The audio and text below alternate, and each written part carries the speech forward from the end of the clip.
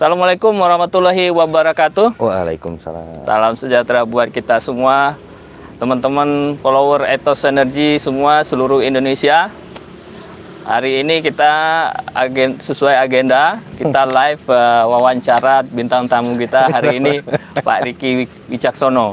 Halo. Oke ya.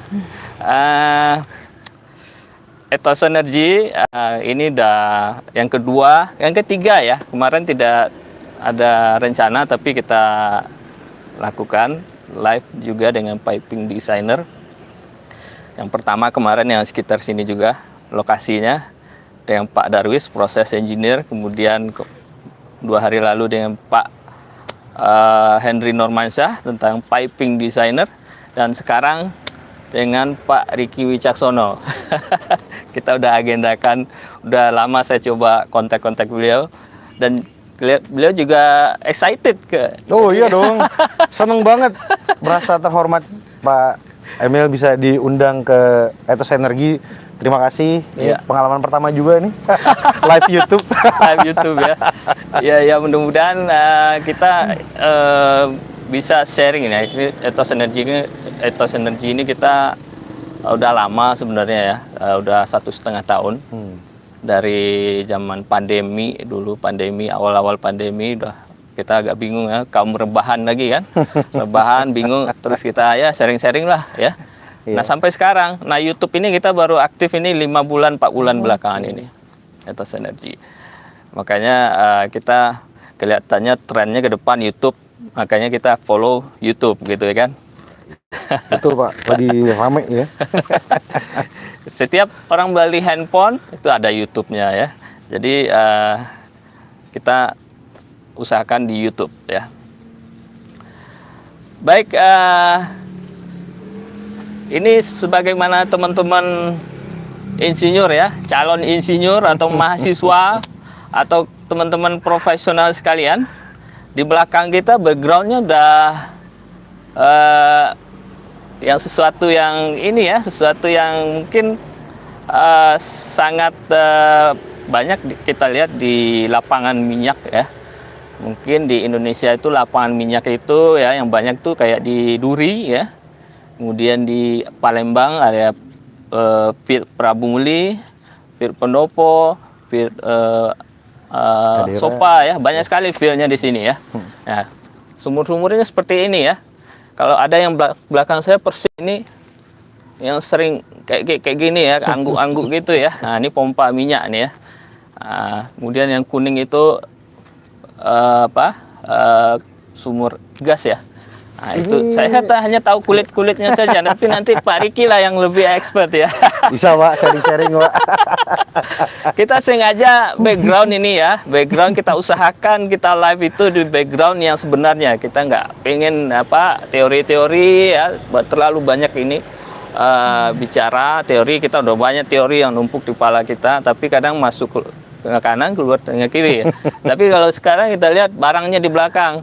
Nah, kalau saya hanya tahu kulit-kulitnya saja, nanti Pak Ricky yang sudah 9 tahun ya. Ya, sekitar 9 tahun Pak Emil.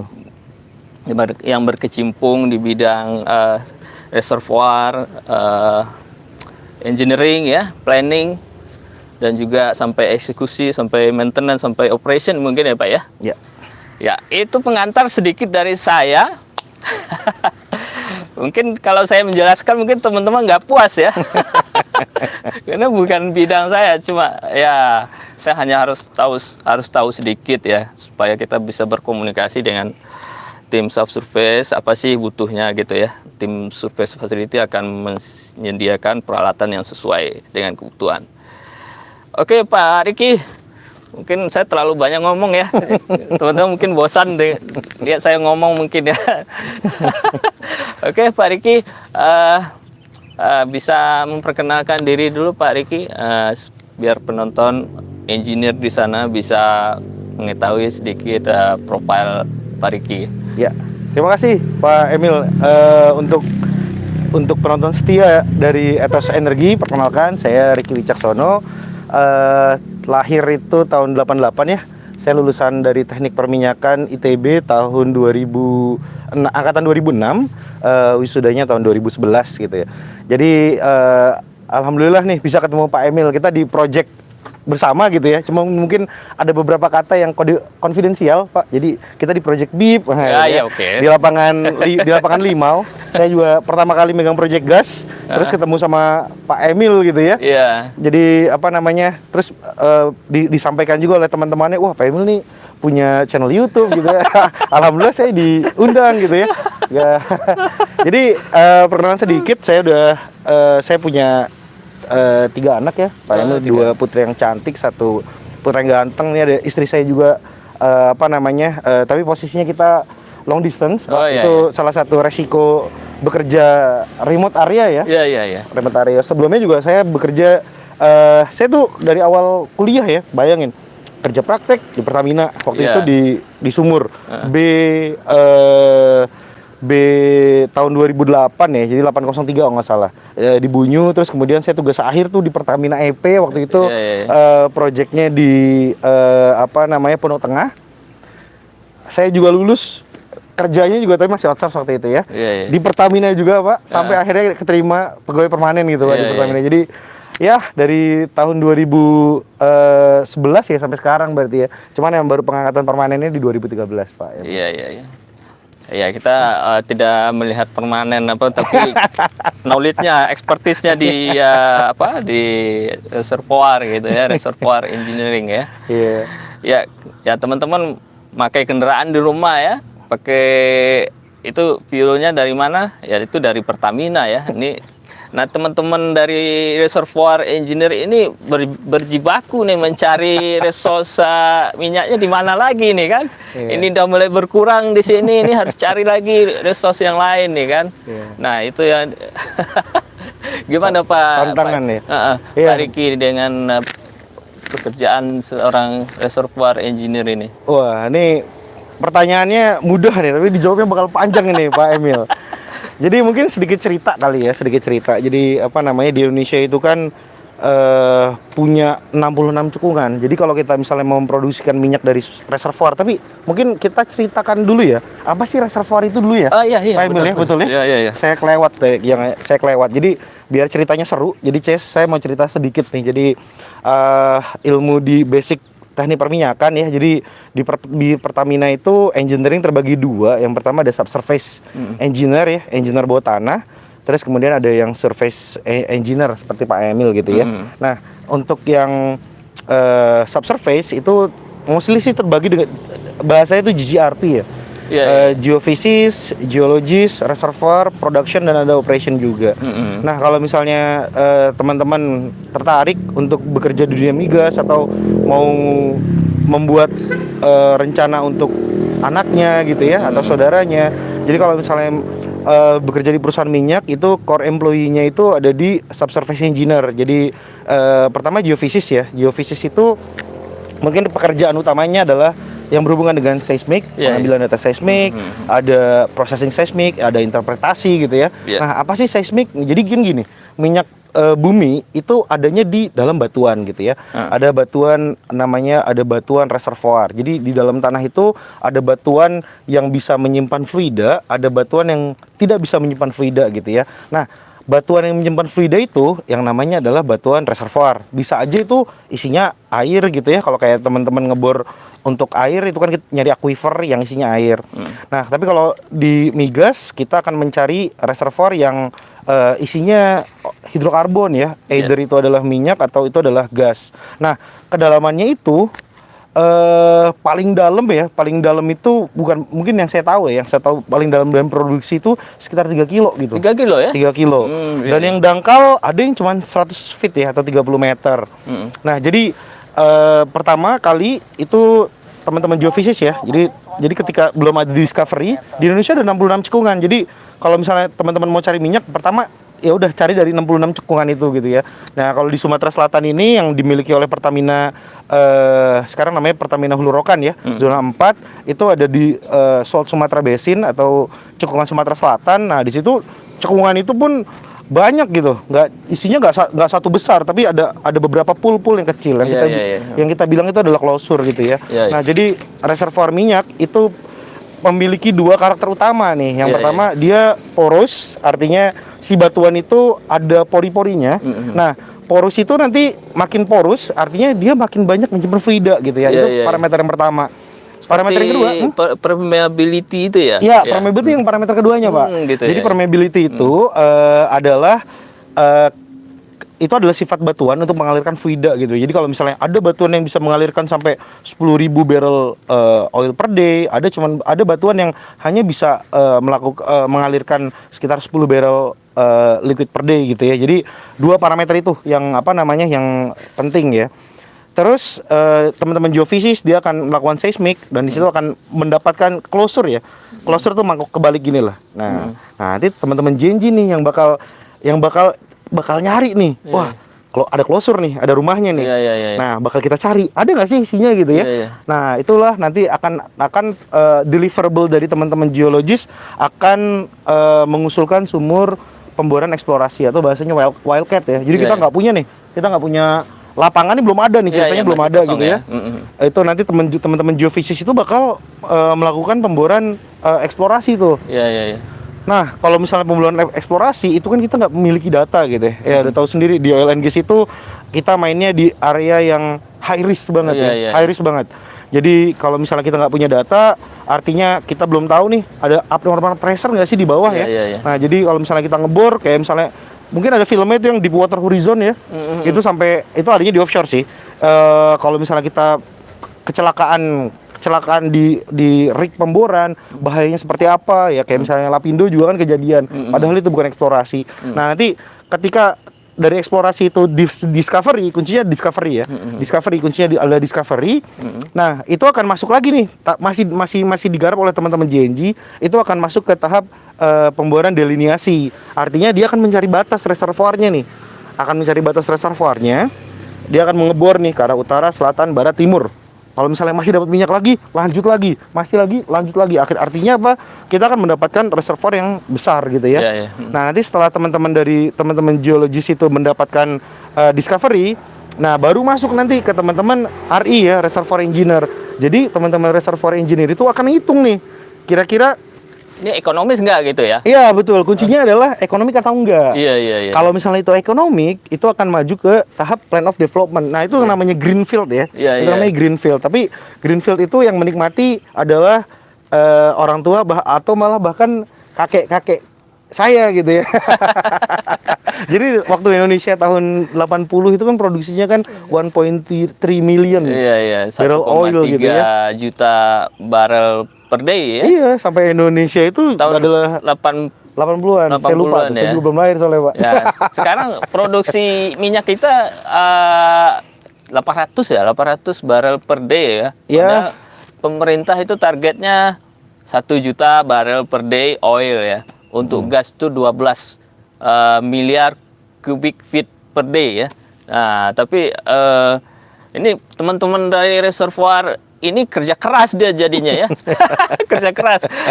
Kalau di zaman tahun 80-an dulu mungkin resource-nya banyak, itu yang masih belum dieksplor. Tadi disampaikan 1,3 juta barrel per day. Sementara kebutuhannya sedikit, kendaraan masih sedikit, dari industri juga masih sedikit. Mungkin banyak ekspor ya gitu ya. Tapi sekarang produksi kita menurun, sementara kebutuhan meningkat gitu ya. Betul. Jadi memang teman-teman dari reservoir engineer ini terpaksa kalau bahasa ini mengais-ngais, nyari-nyari minyak di mana, di mana yang ekonomis untuk dikembangkan gitu. Banyak challenge-nya sih. Ada mungkin ketemu resource minyak tapi nggak ekonomis ya, gimana tuh Pak Riki? Iya. Kalau secara mungkin pemerintah menuntutnya nih, dia nggak mau tahu nih kan, nih ada target 1 juta barrel per day gitu. Sementara nggak ekonomis, gimana itu Pak? Ya pasti kalau kita itu kan hitung-hitungannya secara keekonomian gitu ya. Parameter keekonomian ini juga banyak. Salah satu poinnya adalah oil price. Nah jadi kayak kemarin ketika COVID menyerang, oil price itu kan turun bahkan sempat minus gitu Iya, ya Pak iya, Emil iya, ya. iya, iya. Ya kalau misalnya minus itu kan hampir semua project nggak akan fly lah. Nah tapi alhamdulillah harga minyak sekarang udah mulai naik di $70 gitu ya, sehingga program-program kerja yang dulu nggak ekonomis sekarang ekonomis. Saya ya harapannya akan ada stimulus ya, Iya, stimulus entah itu ada harga minyak atau pembagian lah antara operator dan pemerintah. Iya, iya. Mungkin tadi saya terlalu cepat ya Pak Riki menjelaskan tadi ya. Saya jadi agak apa namanya? Agak nge-fly gitu ya. Iya. Karena ada gimana sih proses urutan ya? Urutan dari greenfield tadi yang masih kosong ya, masih kosong terus sampai ini diputuskan bahwasanya jadi development sebuah apa namanya, sebuah project eksploitasi minyak gitu ya. Mungkin tadi udah disampaikan. Udah sebenarnya. kelewat deh, ternyata Tapi- kecepatan nyampe ini. Ya, saya khawatirin teman-teman di yang nonton juga mungkin dari satu tadi dari mana tadi dari Tim geofisis geofisis Ya. mungkin kayak apa survei geologi seismik gitu ya. Dia melakukan seismik. Seismik Iya. ya, seismik, kemudian apa lagi tadi? Selanjutnya nanti geologi dia akan melakukan pemboran eksplorasi ya, wildcat bahasanya. Nanti tadi kemudian nanti setelah discovery dia akan nyari batas. Nah, deliverable dari batas teman-teman, itu maksudnya batas reservoirnya di mana gitu ya? Pinggirnya di mana? batas minyaknya di mana? Oh, Karena kalau misalnya tapi benar juga Pak yang Pak Emil sampaikan. Ada batas di mana itu adalah dia ketemu air gitu ya. Artinya kita harus stop di situ. Ada juga batas yang dia ketemu strukturnya udah ganti nih. iya, iya, iya. Entah itu secara stratigrafik atau struktural. Betul Iya, juga Pak iya, Emil. iya. Cocok nih Pak Emil gabung di subsurface nih. Ini kan kita engineer itu harus sering ngobrol-ngobrol ya sama tim yang lain ya. Dulu saya sebelum masuk di oil and gas gabung sama tim di sini, saya gabung sama Panas Bumi ya. Saya sering ngobrol Panas Bumi itu karakteristik sumurnya seperti apa. Kadang sumur Panas Bumi itu kan banyak yang resikonya juga sama ya, fail ya.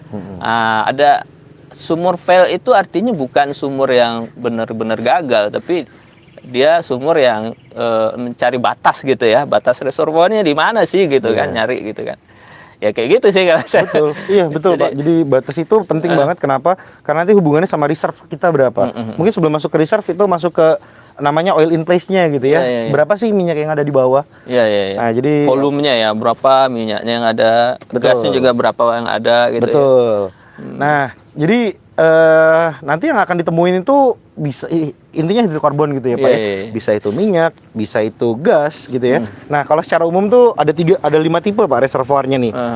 Kita bagi berdasarkan tipe fluidnya gitu ya. Iya, iya, iya. Jadi apakah kita ketemu yang minyak nih, minyak tuh ada 2 secara umum. Ada black oil, ada volatile oil. Nah, jadi kalau black oil itu kita di bawah minyak, nyampe atas minyak, tapi nanti minyaknya bakal merilis gas, nggak banyak gasnya Iya, gitu iya, ya. iya. Nah yang kedua volatile oil itu ada yang di bawahnya minyak nyampe ke atas, dia itu bakal mengeluarkan gasnya banyak.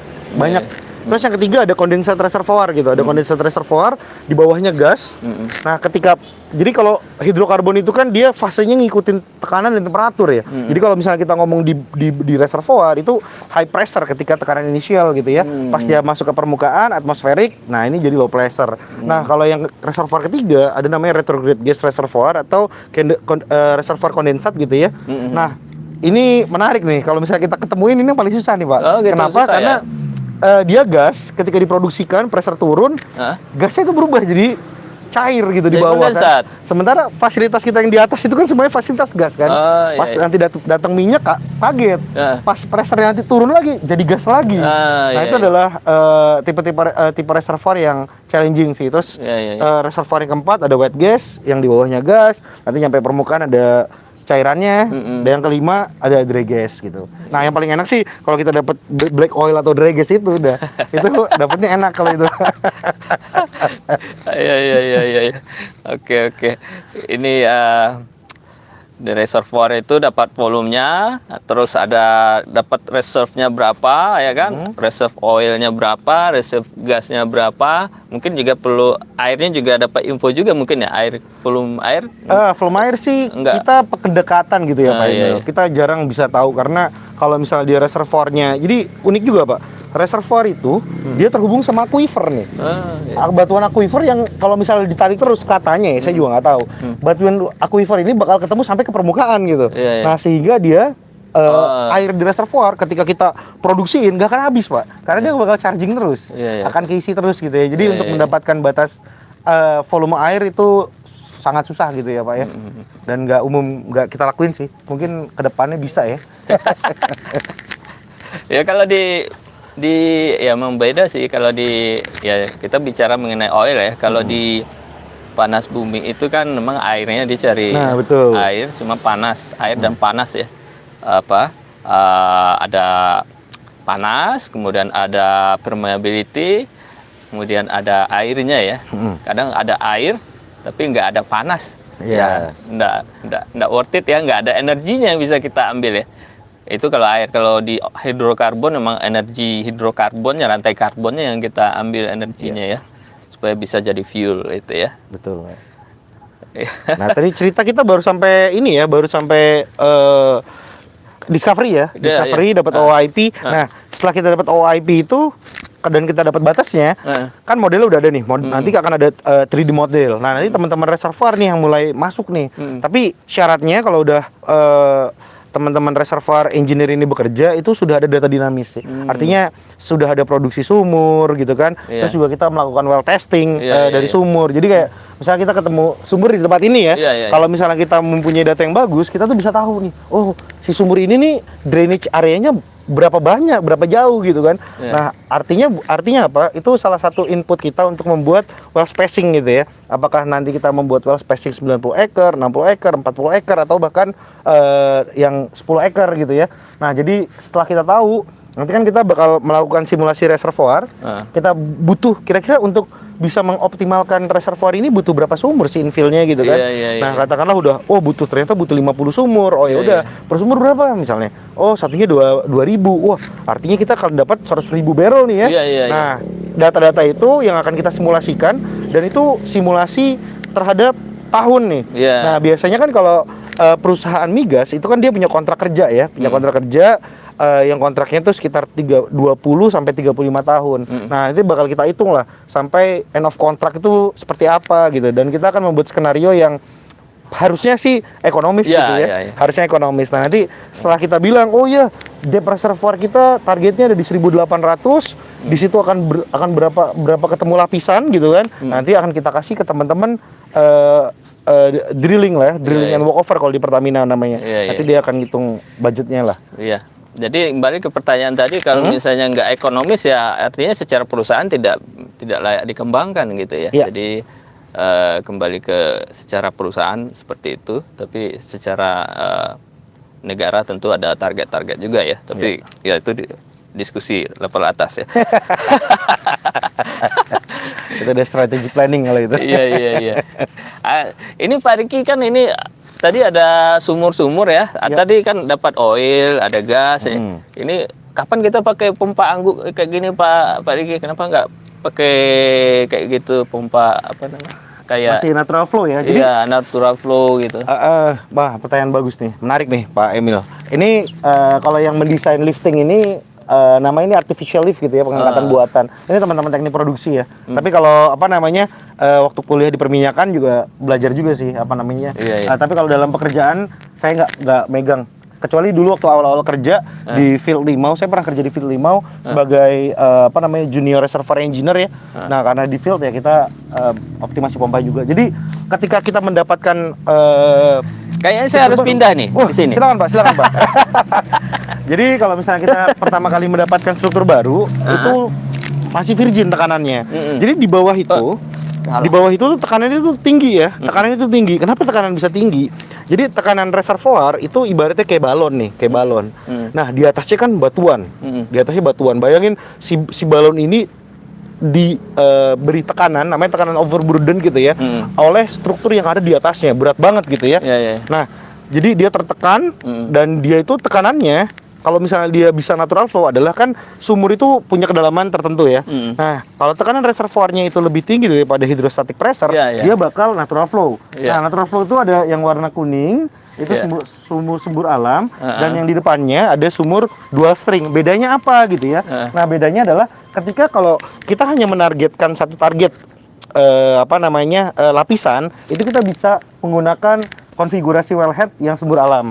Yeah. Atau kalau misalnya produksinya commingle ya. Commingle itu artinya beberapa lapisan sekaligus diproduksiin. Nah, tapi kalau misalnya mau detail, katakanlah yang satu kita memproduksikan gas, yang satu kita memproduksikan minyak, atau yang satu itu lapisan baru, yang satu lapisan lama, yang tekanannya udah turun. Takutnya cross flow gitu ya. Nah, kita pakai yang namanya dual string. Oh, dual string itu ya maksudnya. Ya, dual string. Jadi ada dua lapisan yang berbeda, Pak. Yang Iya, satu iya. lapisan sini, satu lapisan sini. Nanti ketemunya di atas. Tapi dia kayak cubingnya beda ya? Tubingnya ada dua. Dua ya? Packernya ada dua juga di Packernya bawah. ada dua ya? Jadi secara operasional difficulty-nya tinggi lah. Iya. Kalau untuk yang dual string. Lebih secara operationnya lebih complicated ya? Lebih complicated tuh, Pak. Itu potensi ya lebih banyak lah, kejepitnya di bawah ada gitu kan. Iya. Rilisnya juga ada. Tapi secara umum prosedurnya sudah ada dengan baik gitu ya, harusnya sih nggak masalah sih. Terus kalau misalnya nanti katakanlah udah tekanannya makin lama makin turun, dia nggak bisa memproduksiin sampai ke permukaan, jadi dia cuman dari reservoir cuman bisa mendeliver sampai lubang sumur ya, sampai lubang sumur. Nah, nanti dibantu nih sama yang paling belakang ada namanya konfigurasi untuk sumur ESP. ESP ya. Yang di sini adalah ESP itu electrical submersible pump ya. Ya, betul. Jadi sumurnya tuh dicelupkan ke dalam ya. pompanya dicelupin ke dalam. Pompanya dicelupkan ke dalam sumur ya. Jadi sampai elevasi berapa turun ke bawah tergantung level reservoirnya juga ya. Nanti dihitung, kita bakal hitung, Pak. Jadi targetnya rate-nya berapa gitu kan ya. Target rate-nya berapa sih? Kalau rate-nya makin dalam, rate-nya makin besar, pompanya makin dalam. Ya. Gitu, Pak. Oke. Nah, nanti nanti kita bisa pakai sumur ESP. Mostly sumur ESP itu buat sumur-sumur yang grossnya besar. Jadi di atas 1.500 barrel lah. Dia bakal menggunakan ESP gitu ya. Iya. Jadi kalau misalnya sumur yang grossnya kecil, kita bisa pakai pumping unit. Ini pumping unit yang udah nggak umum dipakai nih, Pak. Dia kalau nggak salah namanya Mark II yang ini nih. Udah nggak dipakai lagi ya. Jadi kita pakainya tuh yang pompa umum konvensional tuh yang ada di, kalau main ke Prabu Muli ada di bundaran itu, Pak. Iya. Kalau ini untuk yang relatively dangkal, tapi ini enaknya gampang untuk troubleshootingnya gampang kalau yang ini. Dan kita tahu kenapanya tuh gampang lah. Ini namanya pompa angguk ya, kalau bahasa awamnya angguk, tapi SRP ya? Namanya SRP, Pak. Sacred Pump. Oke. Iya. Pump. Tapi ini tipenya tipe Mark II, nggak umum lah. Kalau sekarang ya, Pak, ya nggak umum. Kalau dulu kan karena produksi tuh zaman dulu masif, produksi gede banget, jadi semua merek masuk kayak mobil ibaratnya gitu kan. Iya. Nah, kalau sekarang udah tinggal yang umum-umum aja yang dipakai. Iya. Ya, ini kan teman-teman lihat ya, ini kita untuk membangun memproduksi minyak dari sumur ya, itu kita perlu bangun ini wellheadnya, kemudian tubingnya ke bawah, casing ya, dibor sama ya, pemboran tuh biayanya mahal ya, Pak ya. Iya, sekarang tuh kalau depth-nya dangkal ya, depth dangkal tuh 1.000 meter itu bisa $3,5 juta, Pak. Dangkal itu maksudnya 1.000 meter. 1.000 meter ya. Iya, itu $3,5 juta. Kalau 14.000 makin dalam makin mahal. Makin mahal pasti, Pak. Iya. 40 miliar lah. 40 Kalau miliar itu dapat berapa dolar itu ya? 3,5 juta. 3,5 juta ya. Kalau berhasil alhamdulillah, kalau gagal itu yang berat mempertanggungjawabkan. Ya itu makanya seorang teknik perminyakan itu orang yang smart ya, pintar dan harus punya expertise yang sudah proven lah ya. Karena mengelola uang jutaan dolar ya, uang negara lagi ya. Iya, Pertamina, uang negara bisa dibilang seperti itu. Itu tanggung jawabnya di sana. Makanya kita panggil expertnya ke sini nih untuk. Ya, tapi nggak usah takut sih, Pak. Kalau untuk yang teman-teman mau ngambil kuliah gitu ya, mau ngambil kuliah teknik perminyakan, karena kita bekerja dengan prosedur yang ada gitu ya, asal ngikutin SOP. Terus juga usulan kita juga bakal di-challenge oleh tim yang lain. Artinya bagus banget lah untuk risk manajemennya, risk assessmentnya itu bagus banget. Iya. Karena mengelola uang yang banyak sih tentu bayarannya juga ini ya, banyak.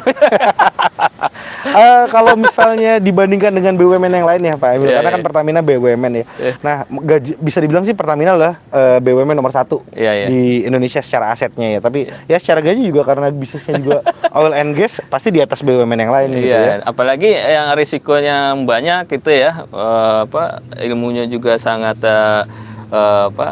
mendalam, syarat dengan teknologi ya. Tentu yang kita dapatkan feedbacknya kita juga lebih bagus gitu ya. Terkait dengan ekonomi tadi Pak, Ya. membangun sebuah sumur ya, gimana sih Pak menyatakan ini secara angka-angka ya Pak ya? Tadi kan sekarang minyak sudah 70 ya, mungkin sudah banyak sumur-sumur yang layak untuk dikembangkan secara ekonomi. Tapi hitung-hitungannya apa aja komponennya Pak? Ya, baik. Jadi ini hitungannya agak unik nih, Pak Emil, karena kita mengikuti skema PSC namanya, Production Sharing Contract ya. Iya, iya, Jadi iya.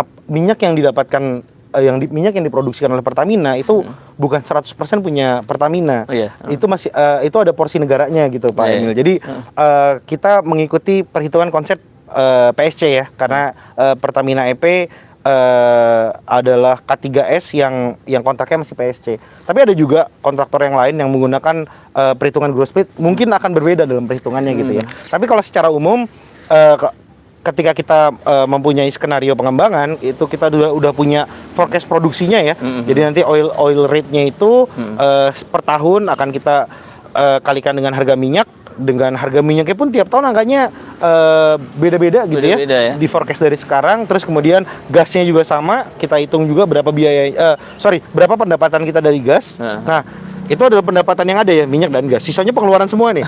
Pengeboran gitu Iya, kan. iya, Nah, iya. pengeboran juga kita bisa optimasi biar murah. Kita bisa melakukan pemboran dengan sistem clustering.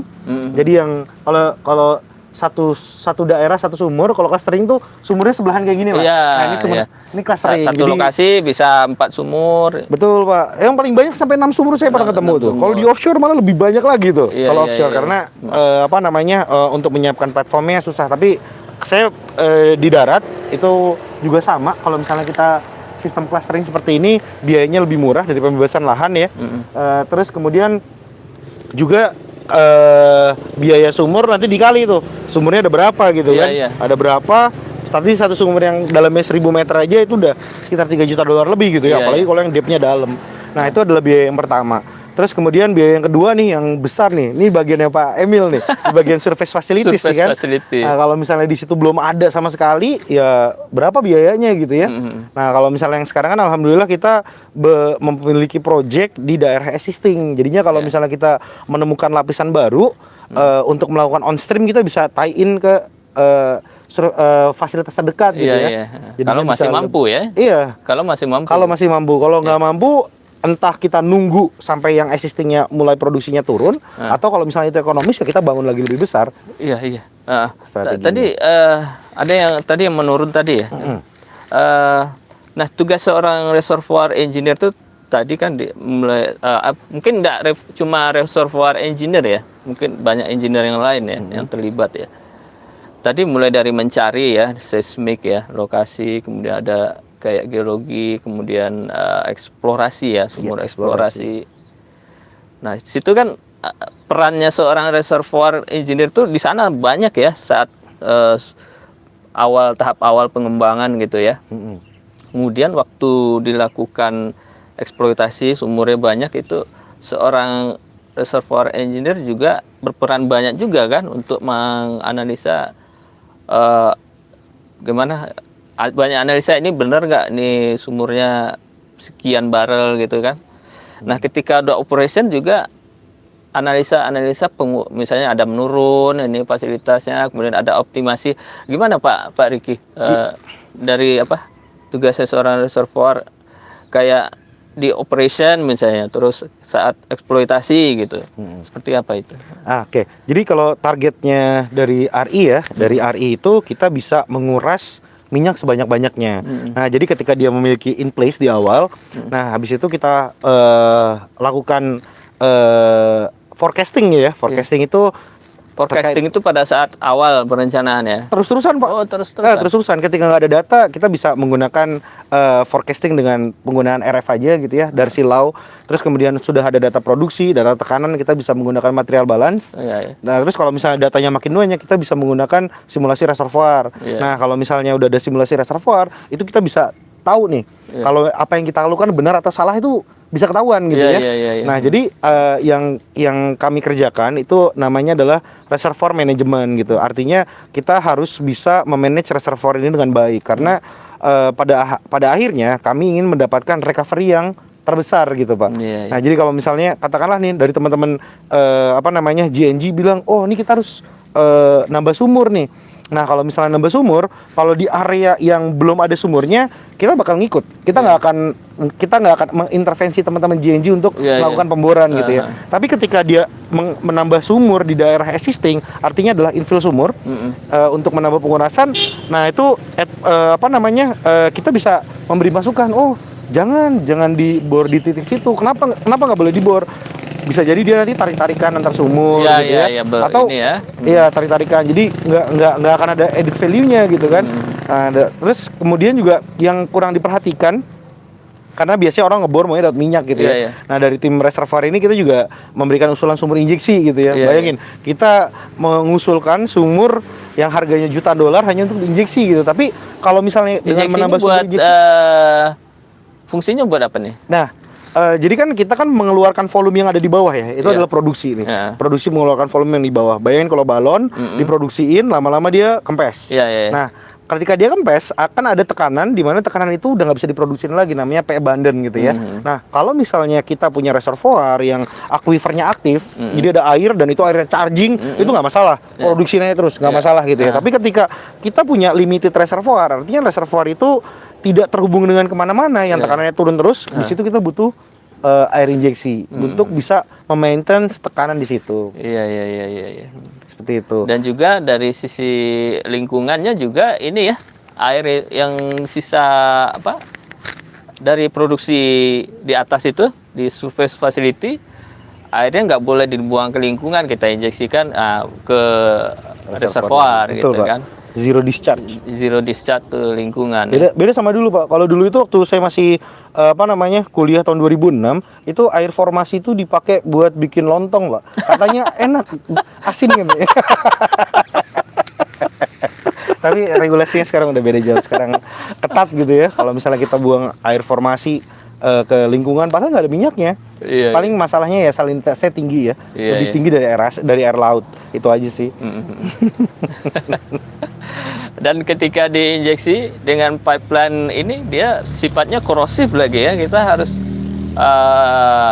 pipeline-nya harus yang tahan korosi. Kemudian sumur injeksinya tentu yang berbeda juga ya dengan sumur yang produksi ini oil ya, sama sumur injeksi dia mungkin lebih tahan korosi juga ya, karena air H2O gitu ya. Kemudian keasamannya juga gitu ya. Iya. Makanya di situ kita punya parameter standar baku air injeksi gitu ya.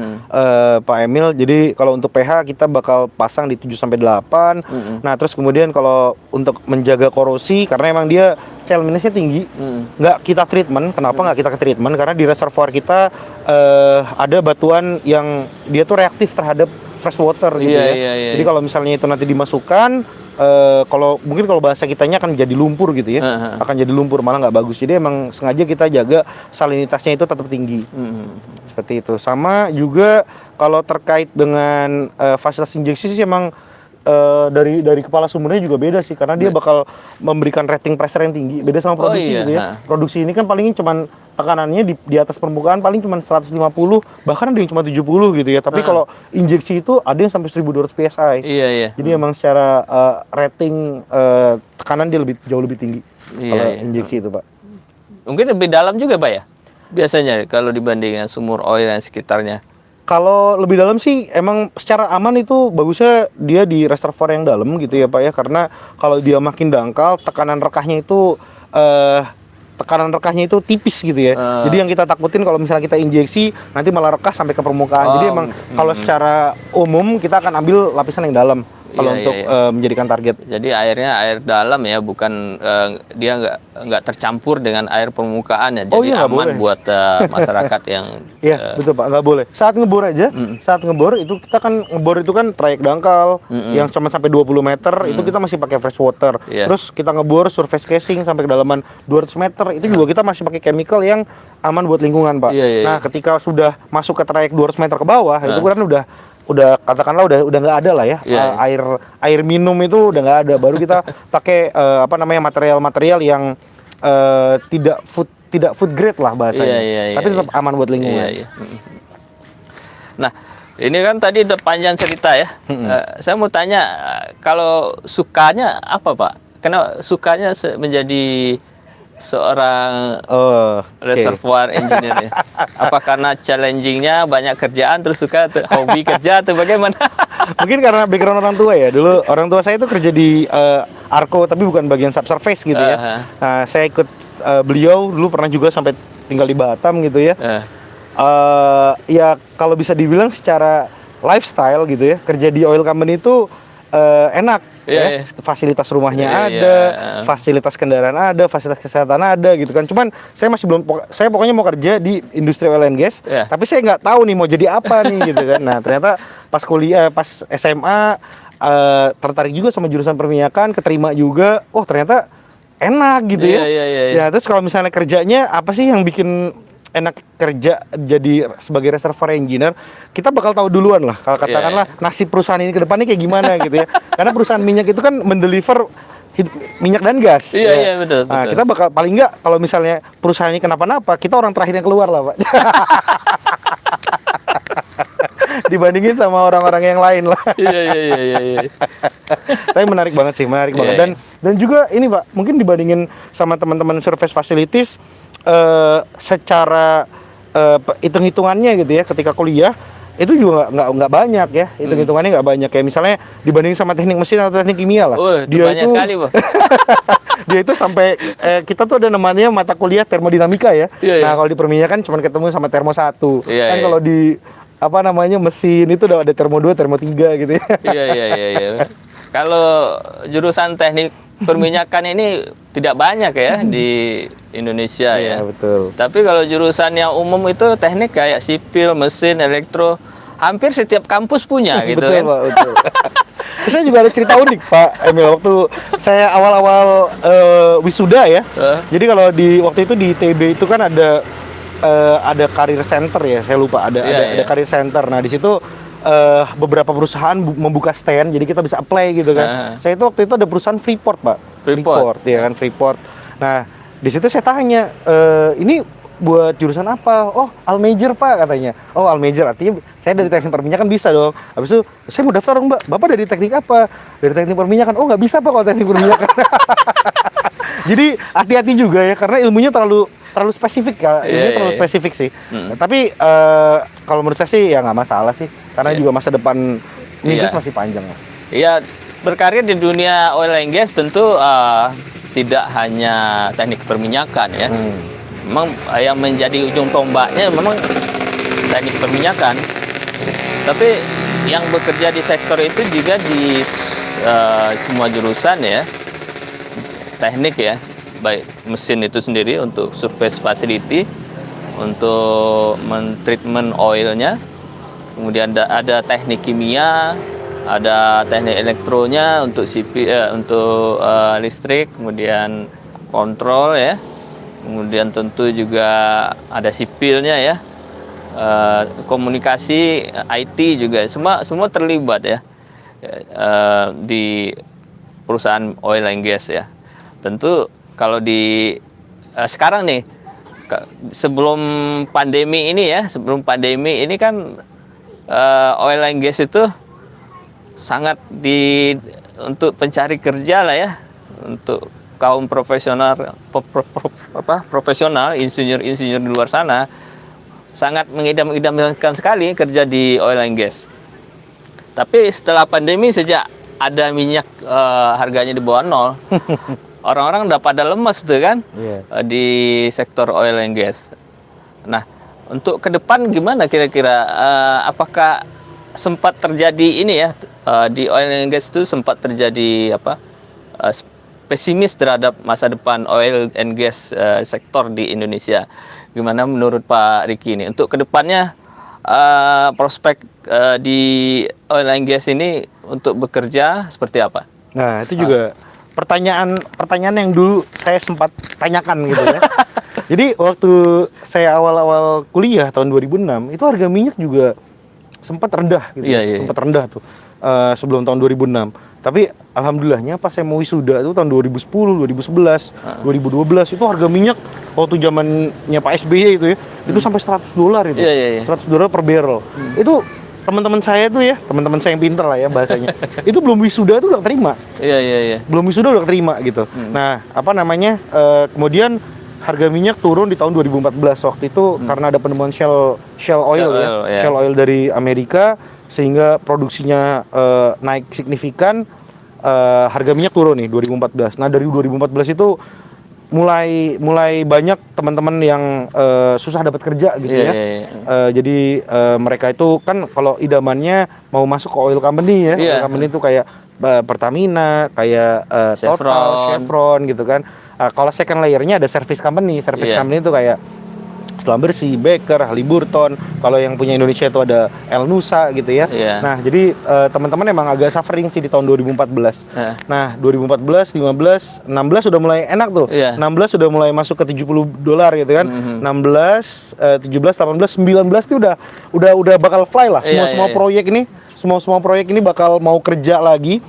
Tahu tiba-tiba Covid datang gitu ya. Covid datang. Nah, kan oil and gas itu kan adalah bisnis yang di bidang energi.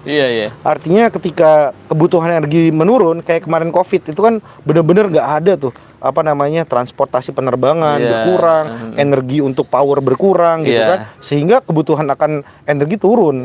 Nah, itu habis-habisan lah di tahun 2020 ya. Nah, tapi ketika Covid ini udah mulai membaik, suatu negara itu ketika dia tumbuh dan berkembang, dia butuh energi. Energinya bakal growth gitu ya. Nah, kalau menurut saya selama kita bakal selalu berkembang gitu, apalagi Indonesia kan negara berkembang gitu ya, kita pasti akan masih haus yang namanya energi ya. Tapi either itu adalah energinya energi fosil atau energi baru dan terbarukan gitu kan. Nah, tapi kalau saya lihat ke depan itu paling enggak 20 sampai 25 tahun lagi di Indonesia masih banyak harapan gitu ya. Kalau di Indonesia katakanlah udah habis, itu masih ada di luar negeri nih. Kayak misalnya di Arab Saudi sama Venezuela, dia punya oil reserve terbesar di dunia gitu ya. Jadi yang reserve itu sampai masih di atas 50 tahun. Jadi ya enak lah bisa kerja di luar nanti. Jadi masih sangat ini ya ke depan untuk terbuka bekerja di oil and gas, sektor oil and gas masih sangat menarik ya. Karena saya pernah bincang dengan praktisi mobil listrik Ricky Elson ya. Menurut beliau itu untuk energi terbarukan itu belum bisa menjadi basis energi untuk sebuah negara lah ya, basisnya. Mengandalkan energi terbarukan untuk mensuplai energi, major energi di suatu negara itu belum bisa. Kita belum bisa lepas dari energi fosil ya, oil and gas, kemudian batu bara gitu ya, belum bisa lepas. Kayak Eropa kemarin hampir ini ya kekurangan energi karena mereka sudah mulai menjadikan green energy itu menjadi energi yang diandalkan untuk kebutuhan mereka gitu kan. Sementara ketika ada problem di energi mereka butuh banyak, oilnya nggak bisa disuplai gitu kan, jadi mereka jadi krisis gitu kan. Sama ini juga Pak Emil, kalau yang sekarang kan mostly kita udah masuk ke brownfield ya atau mature field. Masih ada satu tahap lagi, yaitu tahap untuk melakukan enhanced oil recovery ya, yang mana sekarang lagi digembar-geborkan oleh pemerintah juga. Nah, jadi yang memegang perannya nih RI nih untuk enhanced oil recovery gitu ya. Jadi peningkatan perolehan minyak. Nah, jadi di situ kita ke depan mungkin bakal main di EOR ya bahasanya ya. Dan itu di Indonesia belum dikembangkan secara besar, baru skala pilot project, dan itu harapannya kita bisa mendapatkan 1 juta barrel. Itu juga salah satu kontribusinya nanti dari program-program EOR, Iya, iya. Pak Emil. Nanti Iya. kita bakal seru lah buat proyek EOR ini nanti, Pak. Sebenarnya masih ada juga yang masih seru lagi yang lain ya, karena banyak perusahaan oil and gas yang dari luar tuh keluar dari Indonesia. Iya, betul. Nah, ini jadi challenge buat kita semua engineer-engineer di Indonesia untuk bisa mengeksplorasi negara kita sendiri ya. Ya, jadi masih sangat banyak potensi untuk berkarir di bidang oil and gas ke depan gitu. Ya betul Pak, apalagi yang sekarang yang sekarang ini digarap itu kan yang di onshore gitu ya Pak ya. Di onshore yang dikejar juga batu pasir gitu. Mungkin saya cerita sedikit Iya. tentang soalnya terkait Batu masa pasir. depan ini. Iya. Terkait masa depan Iya. teman-teman masih banyak lah peluang. Jadi di dunia ini itu 70% itu adalah reservoir karbonat. Jadi kalau misalnya secara umum reservoir itu ada dua, ada reservoir batu pasir sama karbonat. Kalau batu pasir itu terjadi karena endapan batu pasir, akhirnya dia punya formasi batu pasir gitu ya. Nah kalau yang satu lagi karbonat ini tercipta karena karang-karangan di laut gitu. Iya. Jadi dia batu karangnya reef build up namanya. Habis itu dia terangkat ke permukaan, kena hujan, terendapkan lagi, dapat lagi terkompresi sehingga dia menjadi reservoir batu pasir. Nah, jadi kayak misalnya contohnya ya, sekarang di Timur Tengah, Pak Emil, Timur Tengah itu kan mulai aktif itu tahun 70-an tuh ya. Untuk produksi yang gede-gedean itulah. Iya. Nah, mereka itu reservoirnya adalah reservoir karbonat. Nah, kalau di Indonesia itu adalah reservoir batu pasir, mostly ya. Iya. Kayak di lapangan yang punya Chevron itu juga batu pasir itu gede banget gitu ya. Nah, kalau di Indonesia ini yang karbonat besar tuh yang dipegang oleh Exxon ya, Pertamina EP Cepu itu yang sama Exxon di Banyuurip. Nah, itu dia batuan reef karbonat tuh. Nah, jadi kalau misalnya nanti teman-teman bekerja apalagi punya pengalaman nanti di batuan karbonat, wah itu bisa untuk kerja di Timur Tengah itu kebuka banget gitu ya. Ini bocoran nih, biar semangat ya. Tapi kalau kita kan seneng di Ibu Pertiwi aja. Membangun ini ya, melayani bangsa ya. Iya betul. Iya, ini sangat menarik bicara tentang oil and gas ini sekarang ya, karena memang pemerintah ini menuntut untuk bisa target 1 juta barel ya. Tetapi cadangannya ya untuk mencari 1 juta barel tentu kita harus meningkatkan untuk mencari lagi, kemudian mengeksplor gitu kan. Tentu butuh perencanaan yang matang gitu ya, tentu butuh juga biaya ya kan, cost ya kan, untuk mencari potensi minyak ya. Iya. Masih banyak Pak. Jadi yang kita punya 66 cekungan itu yang terdevelop dengan baik, kalau nggak salah baru 18 gitu ya. Yang discovery baru 33 gitu tuh. Jadi kita masih ada yang undiscovery 30-an, tapi adanya di deep water. Deep water ya. Jadi kalau misalnya ya biayanya sangat mahal gitu ya. Kayak misalnya ngebor Eni aja pernah ngebor itu satu sumur di deep water $100 juta gitu Pak. Dan gagal. Masya Allah. Itu $100 juta itu 1 triliun ya. Nah, makanya jadi kita memiliki risk yang besar. Mungkin kan teknologi akan terus berkembang gitu ya Pak. Mungkin ada teknologi yang lebih baik sehingga kita bisa menurunkan risk, sehingga kita bisa pede lah untuk invest gede-gedean di deep water gitu ya. Iya. Oke, sore ini sudah nggak kerasa ya Pak? Nggak terasa udah hampir jam 5 ya kita. Udah sejam ini, Aduh, ini kalau kita mau lebih dalam, lebih detail sebenarnya nggak cukup waktu kita 1 jam ya. Iya. Tadi Pak Riki udah menjelaskan istilah-istilah di bidang reservoir yang saya sendiri juga tidak paham ya. Mungkin teman-teman yang teknik perminyakan yang lagi nonton tentu akan sangat nyambung sekali dengan apa yang disampaikan oleh Pak Riki, insinyur Ricky deh. Belum insinyur Pak, sarjana teknik. Sebenarnya Sekarang katanya kalau mau pakai insinyur harus sekolah lagi 6 bulan katanya. sebenarnya itu masalah gelar aja kan. Sementara pekerjaan sebenarnya adalah insinyur kan. Iya, betul. Pekerjaannya cuma masalah sertifikasi saja itu kan. Iya, mungkin saya tuh baru dapat undangan untuk mengambil gelar insinyur tuh 2 tahun terakhir, Pak. Kalau di kampus? Di kampus ya, di kampus. Kalau apa namanya sebelumnya itu kan kalau kita bekerja yang penting kita tersertifikasi gitu ya. Kalau di dunia migas itu ada sertifikasi dari IATMI. Nah, tapi kalau misalnya ternyata juga ada program insinyur juga, mungkin kedepannya diambil juga itu, Pak. Tapi PII sudah mensertifikasi insinyur juga. Tapi pengalamannya berapa tahun ya? 14 tahun atau berapa? Oh gitu ya. Ya, saya dulu kan juga selesainya sarjana teknik. Kemudian di program PI ada program yang sesuai undang-undang nomor berapa itu ya tentang keinsinyuran. Itu kita bisa mensertifikasi diri kita di Persatuan Insinyur Indonesia. Tentu dengan asesmen ya, ada asesmennya gitu ya. Teman-teman ya, viewers Ethos Energy, jika belum, kalau mau mensertifikasi diri silakan hubungi Persatuan Insinyur Indonesia atau juga lewat kampus juga bisa ya. Kampus untuk yang belum cukup pengalaman tentu ikut program-program sertifikasi insinyur dari kampus gitu ya. Mungkin udah 1 jam, ada closing statement yang pengen sampaikan ke penonton di sana. Iya, untuk viewer dari Ethos Energy gitu ya.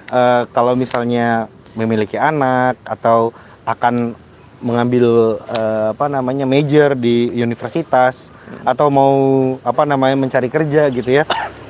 Peluangnya banyak untuk di industri migas dan kalau menurut saya sih patut dicoba gitu ya. Karena kalau misalnya teman-teman bisa masuk itu value-nya besar banget gitu, value-nya besar banget di situ.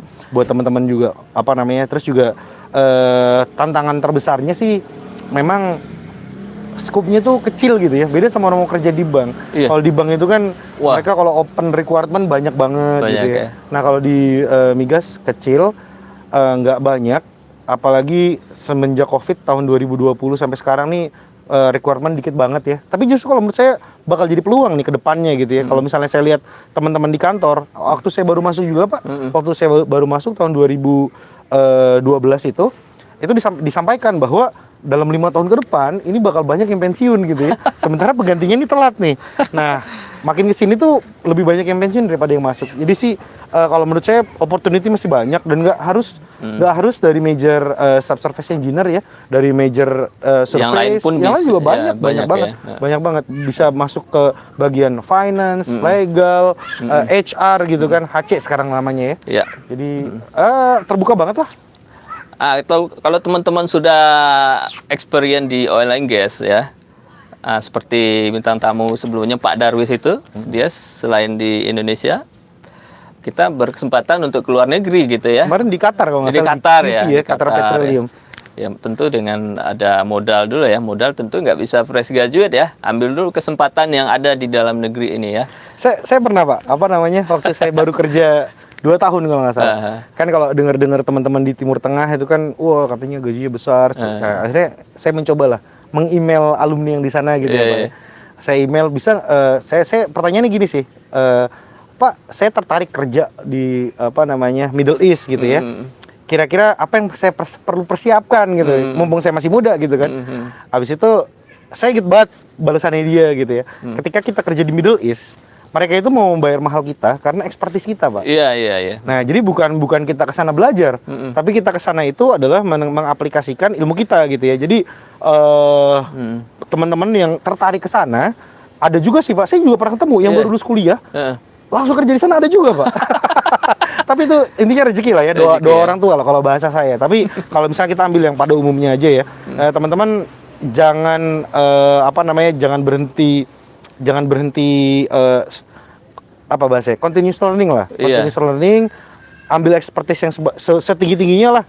Nah, nanti kalau misalnya kita punya banyak ilmu, kalau misalnya nanti kita interview, ya kan interviewnya langsung syekh-nya nanti di sana tuh. Yang interview itu langsung syekh di sana tuh kan. Ya, Nah, sesuai kalau logo misalnya- dengan ethos energi ini Oh, lah ya, continuous learning, benar, learning. benar. Benar, Pak. Continuous learning kita nih. Iya, betul, betul. Langsung dibayar gede loh, minimal kalau nggak salah 8.000 US tuh di Oh, iya, luar iya, itu. iya. Ini bocoran sedikit, 8.000 US dollar kalau untuk teknik perminyakan di luar ya. Luar biasa, 8.000 US dollar berapa puluh juta itu ya? Iya. 120 juta mungkin. Seratusan. Amin ya, amin ya. Amin, Pak. Aduh, tentu nggak mudah tentu dapat gaji segitu ya. Kita harus banyak belajar ya, banyak diskusi dengan engineer-engineer ya, yang senior gitu ya. Kalau kita berjibaku dengan diri kita sendiri, nggak pernah komunikasi dengan senior-senior, nanti kita kebingungan sendiri mencari arahan kerja kemana ini ya. Betul. Oh, kemana? Nggak jelas. Iya. Jadi salah satunya kita, makanya ethos energi ini hadir. Dulu saya merasakan sendiri ya, waktu selesai kuliah itu kok kayaknya saya kemana arahnya nggak tahu ya, kemana mau kerja di mana ya. Kalau dulu bayangan saya tuh waktu kuliah, selesai kuliah kerja di pabrik, ya kan, pabrik ya, bayangannya seperti itu. Tetapi setelah diskusi-diskusi dengan senior, kemudian engineer-engineer yang sebelumnya sudah berkiprah di dunia oil and gas, ternyata ini lebih menarik gitu ya, di sektor oil and gas, sektor panas bumi ya, energi lah ya, energi. Sebab ada 3 kebutuhan mendasar manusia itu ya, pangan, papan, energi gitu ya. Betul. Nah, energi ini nggak bisa kita abaikan, semua orang butuh energi gitu ya. Jadi kita sebagai insinyur teknik tentu banyak berkiprah di dunia energi gitu ya. Ya, kue terbesarnya di situ gitu ya. Oke, hari ini saya rasa cukup. Terima kasih banyak pada Pak Riki Wicaksono yang sudah sharing bersama kita hari ini mengenai reservoir engineer ya. Iya. Pekerjaannya ngapain aja. Sudah panjang lebar Pak Riki menjelaskan. Tapi kalau teman-teman telat join tadi, bisa rewind ya, karena acara ini kita siarkan secara live dan secara otomatis